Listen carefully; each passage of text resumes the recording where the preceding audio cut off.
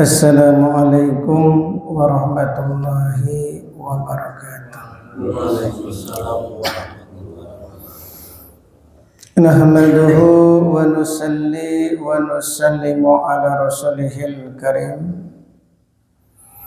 Allahumma la ilma lana illa ma 'allamtana innaka anta 'alamul ghuyub. Rabbi shrah li sadri wa yassir li amri wahlul 'uqdatam min lisani yafqahu qawli. Jamaah salat subuh yang sama-sama dirahmati oleh Allah Subhanahu wa taala. Bersyukur kita sebelumnya kepada Allah Subhanahu wa taala. Alhamdulillah, berkat rahmat hidayah serta inayahnya kita semua telah dimudahkan oleh Allah untuk sama-sama melaksanakan sholat subuh dengan berjamaah. Apalagi ini di bulan Rajab, pahalanya dilipat gandakan oleh Allah Subhanahu wa ta'ala. Maka ini kesempatan bagi kita untuk senantiasa meningkatkan amal di bulan Rajab, insyaallah. Karena kita ini dinasihatkan oleh Allah dalam Al-Quran, yaitu jangan menzalimi diri kalian sendiri di bulan Muharram. Maknanya kita ini sudah dikasih kesempatan dipertemukan oleh Allah di bulan Rajab yang pahalanya dilipat gandakan, kok kita malah bermalas-malas dalam ibadah yang akhirnya kita menjadi orang yang rugi. Ya, kalau kita tidak meningkatkan amal di bulan Rajab, ya hak mereka, ya itu terserah. Tapi di akhirat menjadi orang yang rugi. Kita dalam urusan dunia saja, masalah keuntungan 1 juta dengan 500.000, ya tentu kita akan memilih keuntungan 1 juta. Walaupun mendapatkannya dengan cara bersusah payah. Apalagi ibadah ini kan nggak harus pakai tenaga yang kuat, betul nggak? Baca Al-Quran ya ringan, zikir ringan, ya kemudian meningkatkan sholat sunnah qobliyah ba'diyah juga ringan. Makanya mumpung di bulan Rajab tuh qobliyah diusahakan ya dijaga, ba'diyahnya dijaga. Tahiyatul masjidnya ya biasanya mungkin kita hanya sekedar qoblah saja, tapi usahakan tahiyatul masjid kita jangan tinggal, mumpung di bulan Rajab yang pahalanya dilipat gandakan oleh Allah Subhanahu wa ta'ala. Tapi itu semuanya kembali masalah hidayah. Kalau orang memang ditakdirkan bernasib baik, itu di bulan Rajab tuh ya senantiasa dimudahkan oleh Allah mengerjakan kebaikan. Tapi memang orang tuh ya bernasib buruk, di bulan Rajab malah digunakan untuk maksiat. Karena orang yang bermaksiat di bulan Rajab ini juga dosanya dilipat gandakan oleh Allah. Maka khususnya penyakit-penyakit hati, ya sifat dengki, rasa benci kepada saudara muslim, ini kita hilangkan. Karena kita ini akan memasuki bulan suci Ramadan. Namanya memasuki bulan suci Ramadan, kedatangan tamu yang agung, itu dari jauh-jauh hari udah persiapan. Ya seperti kita mau kedatangan Pak Bupati, kebayang nggak kalau Pak Bupati mau datang ke rumah kita? ya maka rumah kita sudah diperbaiki. Ya, rumah kita diperbaiki, kalau perlu dicat kembali, ya kalau ada rezekinya mungkin yang tadinya keramik diganti granit, ya pakaian sudah disiapkan, pakaian yang mahal, ya pokoknya sudah dihias karena mau kedatangan Pak Bupati. Masya Allah, kan ini tamu agung karena mau datang ke rumah kita. Gak semua rumah didatangi, tapi dikhususkan, ya dikhususkan rumahnya Pak Nur Jamin mau kedatangan Pak Bupati. Wah, itu sudah persiapan jauh-jauh hari. Namanya orang penting itu datang gak langsung ujuk-ujuk datang, betul nggak? Biasanya pemberitahuan ya 5 bulan, setengah tahun, itu udah persiapan walaupun jaraknya setengah tahun, apalagi 3 bulan itu udah persiapan banget. Nah ini Ramadan itu tamu yang sangat-sangat agung, karena Ramadan ini adalah bulan musim panen, musim panen. Maka kata Nabi, syahrul Ramadan syahrul ummati, bulan Ramadan adalah bulan umatku. Itu hadiah khusus ya untuk umat baginda Nabi Muhammad sallallahu alaihi wasallam. Karena di saat itulah banyak keberkahan yang bisa didapatkan di bulan suci Ramadan. Akan tetapi itu semua bisa kita dapatkan kalau dari jauh-jauh hari, yaitu di bulan Rajab kita ini sudah persiapan. Nanti pas masuk bulan Sa'ban, nanti Allah istiqomahkan, yang pada akhirnya nanti pas bulan Ramadan itulah hadiah daripada Allah Subhanahu wa Ta'ala.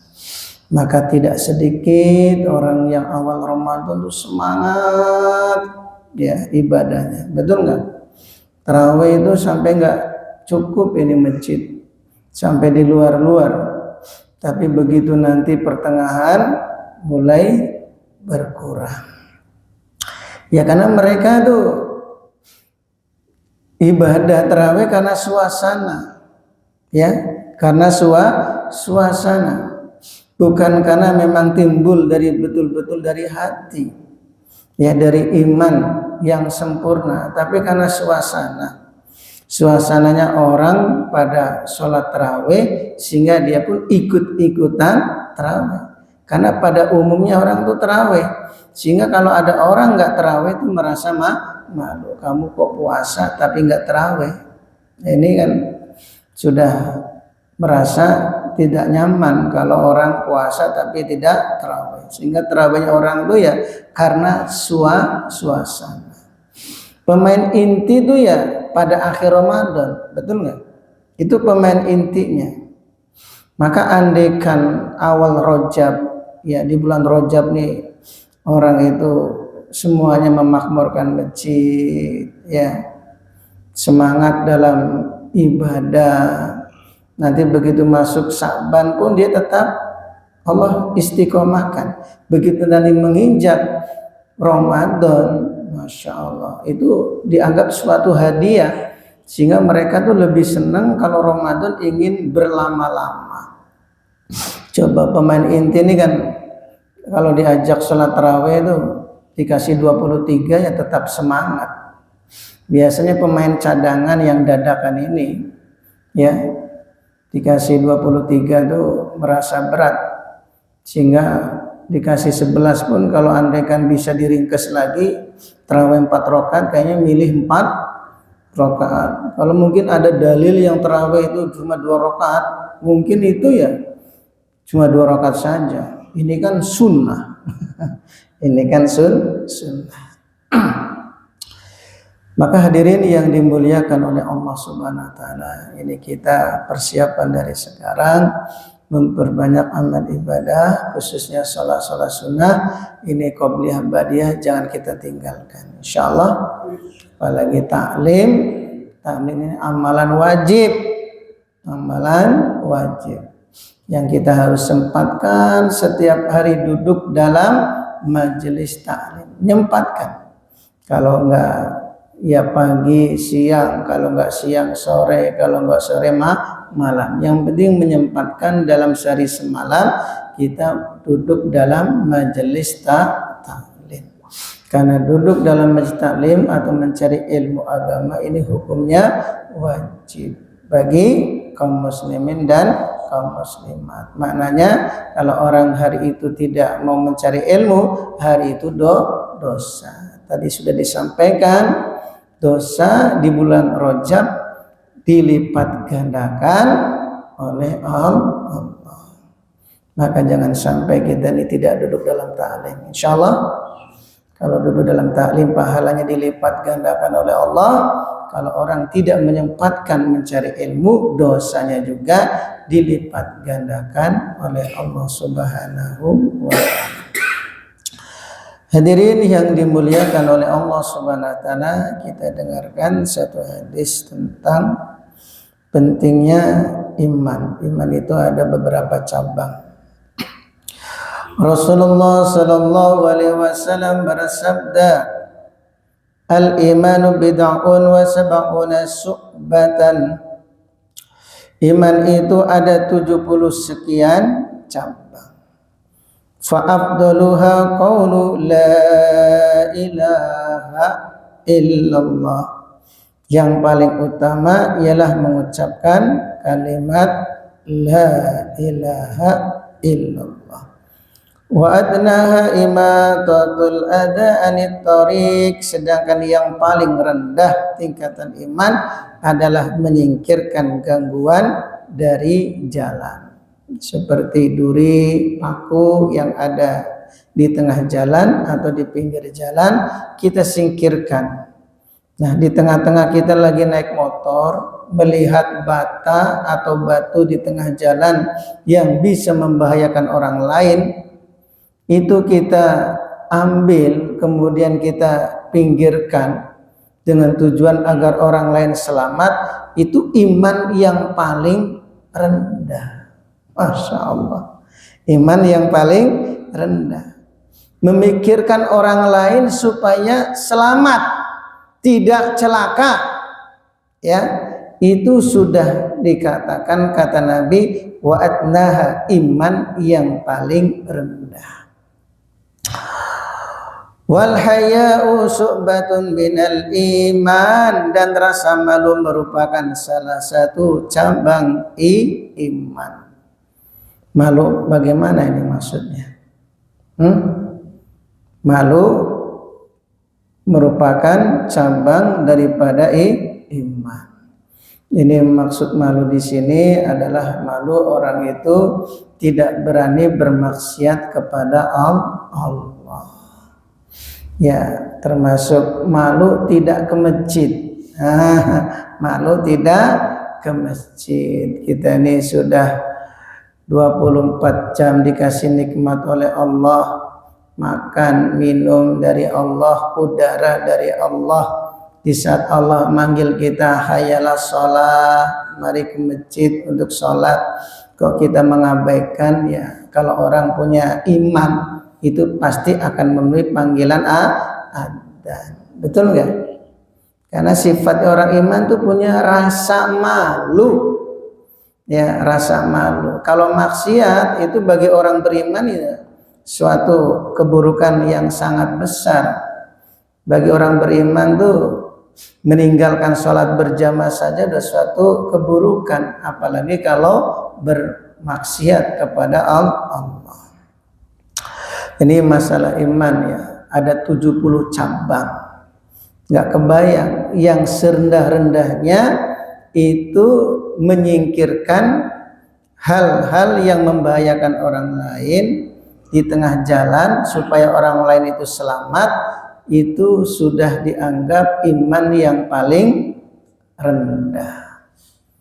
Ya, memikirkan orang lain supaya selamat saja itu dianggap iman yang paling rendah. Makanya kalau orang kok sampai menyakiti hati saudara muslim atau ada rasa benci kepada saudara muslim, ini menunjukkan orang itu tidak sempurna imannya.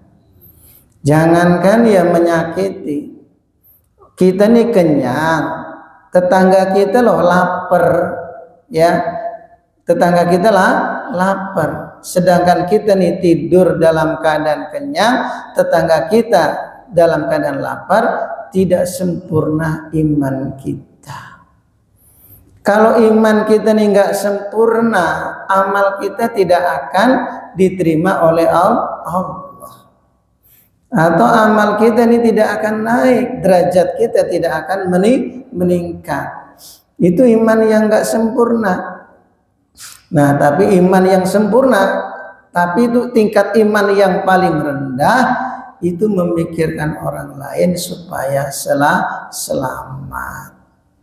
Ya, supaya tidak celaka, ada duri di jalan, ya, ada duri di jalan atau paku, yang paling sering nih batu di tengah jalan, itu kita berhenti sebentar, ya, di saat orang-orang tuh pada cuek, berarti kita ini berhenti sejenak, ya, mengambil batu di tengah jalan supaya orang selamat.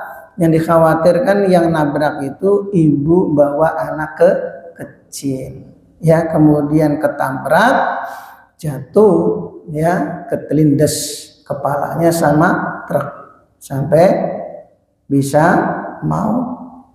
Nah, itu orang yang berhenti, ya, melihat batu di tengah jalan untuk menyingkirkan dari sekian orang yang melihat, kemudian orang yang mengambil, itu ya serendah-rendahnya iman.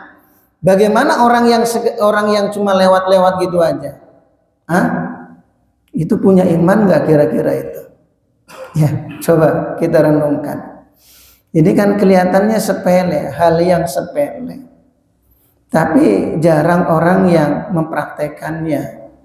Karena kita kan sering, ya, lihat kerikil atau paku di jalan tuh, ban motor saya nggak kena, biar orang lain aja nggak apa-apa. Ya, kecil, ya, kecil kalau membahayakan, karena kita ini kan pernah, ya, naik motor dari Ciwidey, pas bannya itu kena 2 paku, jadi bukan kempes, langsung pecah. Begitu pecah, terpelanting, ya, jatuh semua. Masya Allah, pas di tengah jalan. Itu satu contoh, ya. Jadi kelihatannya hal sepele, tapi ini membahayakan kalau tidak cepat-cepat kita ambil itu paku. Maka hadirin yang dimuliakan oleh Allah Subhanahu wa taala, maka tingkat iman yang paling tinggi itu apa? Memikirkan orang lain agar selamat dari siksa neraka. Nah, ini kalau orang selamat daripada supaya tidak kecelakaan, itu sudah bagus, sudah memiliki iman, walaupun serendah-rendahnya iman. Tapi iman yang paling tinggi adalah memikirkan orang lain agar mereka selamat daripada siksa neraka.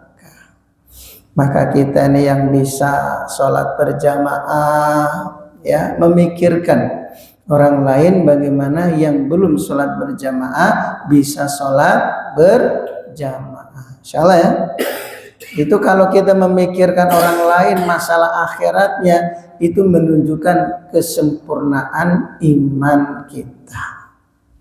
Kalau iman kita ini sempurna, tentunya ada hubungannya dengan amalan kita. Ya, ada hubungannya dengan amalan kita. Apa? Janji Allah, inna lanansuru rusulana walladzina amanu fil hayatid dunya wa yawma yaqumul ashhad. Sungguh, kata Allah, kami akan menolong rasul-rasul dan walladzina amanu, orang-orang yang beriman. Ditolong dalam masalah apa? Fil hayatid dunya, dalam kehidupan di dunia. Masya Allah. Jadi orang-orang yang berhak mendapat pertolongan oleh Allah di dunia adalah orang yang memiliki iman yang sempurna. Kalau iman kita ini nggak sempurna, ini dampaknya amal kita ini tidak akan diterima oleh Allah. Nah, salah satu tanda iman seseorang itu sempurna tadi itu, ya, memikirkan orang lain supaya mereka selamat, ya, yaitu dari siksa api neraka. Serendah-rendahnya iman seseorang memikirkan orang lain supaya tidak celaka. Seperti apa tadi? Duri di tengah jalan. Itu kata Nabi, wa adnaha, serendah-rendahnya iman. Ya, serendah-rendahnya iman. Maka kalau kita ini sudah beramal, kok nggak ada pengaruhnya, koreksi diri kita. Sikap kita terhadap orang lain, khususnya keluarga kita, pernah nggak kita memikirkan anak-anak kita, ya, yang mungkin belum nutup aurat dengan sempurna, ada nggak kita memikirkan mereka? Ya, kalau kita memikirkan mereka, menunjukkan kesempurnaan iman kita. Melihat tetangga-tetangga yang masih membuka aurat, ya, bukan kita sekedar malah dilihat, ya, wah ini pemandangan yang sangat indah, bukan, tapi jadi bahan pikir kita. Allah jadikan ada orang yang baik, Allah jadikan ada orang yang buruk, ada yang taat, ada yang tidak taat, ada yang nutup aurat dengan sempurna, ada yang membuka aurat dengan sempurna. Ada nggak membuka aurat dengan sempurna? Tujuannya apa Allah buat seperti itu? Liyabluwakum ayyukum ahsanu amala, agar Allah mengetahui siapa di antara kalian yang paling baik amalnya. Allah kuasa, orang yang membuka aurat itu dapat hidayah sehingga menjadi kekasih Allah, wanita yang soleha. Ya, orang yang menutup aurat tadi itu bisa jadi nanti malah dibuka auratnya, malah dia membuka kerudungnya. Allah kuasa. Makanya dijadikan ada orang yang baik, ada yang tidak, ada yang taat ataupun tidak, itu semuanya adalah ujian. Ujian bagi orang yang taat adalah memikirkan orang-orang yang tidak taat. Ini supaya apa? Kita memikirkan orang lain agar iman kita ini betul-betul sempurna di sisi Allah. Maka tidak ada iman yang lebih sempurna selain Nabi dan para sahabat, melebihi imannya Sayyidina Abu Bakar radhiyallahu anhu. Kenapa Sayyidina Abu Bakar itu imannya paling sempurna? Ayo, karena kata Nabi, arfaqu ummati bi ummati Sayyidina Abu Bakar. Umatku yang paling sayang terhadap umatku adalah Sayyidina Abu Bakar. Karena sifatnya Sayyidina Abu Bakar itu sayang kepada umat, memikirkan orang lain yang belum taat bagaimana taat. Nah, justru kalau kita punya sifat seperti itu, maka kita ini akan dicintai oleh Allah karena kita memiliki iman yang sempurna sehingga kita layak mendapat pertolongan Allah. Sebagaimana janji Allah, inna lanansuru rusulana walladzina amanu fil hayatid dunya wa yauma yaqumul ashad. Ditolong oleh Allah di dunia dan di akhirat. Namanya ditolong, ya, maknanya apa? Setiap ada kebutuhan dicukupi oleh Allah, ada keperluan dibantu oleh Allah. Apakah langsung ping? Enggak, lewat orang lain. Ketika ada hajat, nah syukur nih pengen ada hajat nih, gimana ya, Allah gerakkan orang-orang lain mau bantu. Jadi lewatnya orang lain, ya, atau lewat makhluk-makhluk Allah yang lain, ya, lewat jin. Bisa nggak lewat jin? Hah? Bisa. Yang nggak boleh itu menyembah jin. Ya, kalau minta tolong tiba-tiba jin datang ngantar duit nggak apa-apa, diterima. Diterima nggak? Jangankan jin. Kalau ada tikus bawa kertas uang kertas kira-kira diambil nggak? Ya, jangan dulu, dilihat dulu uang saha itu. Dilihat dulu, kalau tikus itu keluarnya dari rumah tangga sebelah, jangan diambil, berarti itu uang. Tapi kalau keluarnya dari gorong-gorong, nah itu asli. Betul nggak? Jangan main hembat-hembat saja. Wah, ini min haitsul la yatasib, Pak Ustadz. Lumayan buat beli balak-balak. Buat beli lontong. Jangan main ambil. Ya, kalau rezeki kita tuh nggak akan kemana-mana. Selama kita ini betul-betul ya taat, memiliki iman yang sempurna, ini janji Allah. Lanang suruh rusulana. Ini lamnya kan lam taukid, dalam ilmu nahwu lamnya lam taukid, pasti. Jadi Allah tuh nggak mungkin atau insya Allah, lanang suruh rusulana, pasti kata Allah, aku akan menolong orang-orang yang beriman baik di dunia maupun di akhirat. Oke, ini mudah-mudahan jamaah syukur ya imannya ditingkatkan insyaallah. Yaitu tadi iman yang paling utama yaitu mengucapkan la ilaha illallah. Ini bukan sekedar la ilaha illallah ya, tapi diyakini di dalam hati. Namanya diyakini di dalam hati itu betul-betul ada pengaruhnya, bukan sekedar la ilaha illallah. Kalau la ilaha illallah burung juga bisa, betul nggak? Burung beo, terus burung apa lagi? Burung kakak tua. Wah, jangankan la ilaha illallah, ngaji pun bisa. Cuma hafalan sekedar di lisan. Ya, begitu nanti burungnya dimakan kucing, terakhir apa yang diteriakan oleh burung? Nah, ya kan?